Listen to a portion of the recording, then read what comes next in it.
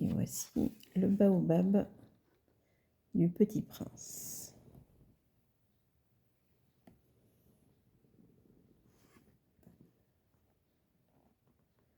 C'étaient les graines de baobab. Le sol de la planète en était infesté. Or, un baobab, si l'on s'y prend trop tard, on ne peut jamais plus s'en débarrasser. Il encombre toute la planète. Il la perfore de ses racines. Et si la planète est trop petite, et si les baobabs sont trop nombreux, ils la font éclater. C'est une question de discipline, me disait plus tard le Petit Prince.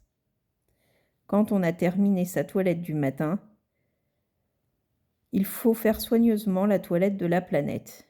Il faut s'astreindre régulièrement à arracher les baobabs, dès qu'on les distingue d'avec les rosiers, auxquels ils ressemblent beaucoup quand ils sont très jeunes.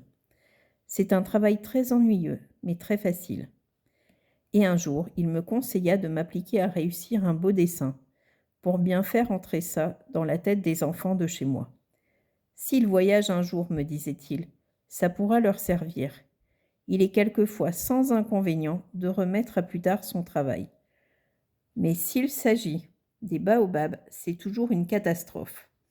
J'ai connu une planète habitée par un paresseux. Il avait négligé 3 arbustes. Et sur les indications du Petit Prince, j'ai dessiné cette planète-là. Je n'aime guère prendre le ton d'un moraliste, mais le danger des baobabs est si peu connu et les risques courus par celui qui s'égarerait dans un astéroïde sont si considérables que pour une fois, je fais exception à ma réserve.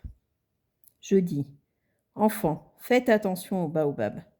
C'est pour avertir mes amis d'un danger qu'ils frôlaient depuis longtemps, comme moi-même, sans le connaître, que j'ai tant travaillé ce dessin-là.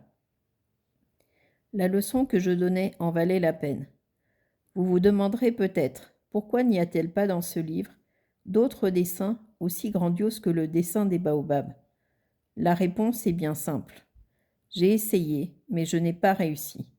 Quand j'ai dessiné les baobabs, j'ai été animée par le sentiment de l'urgence.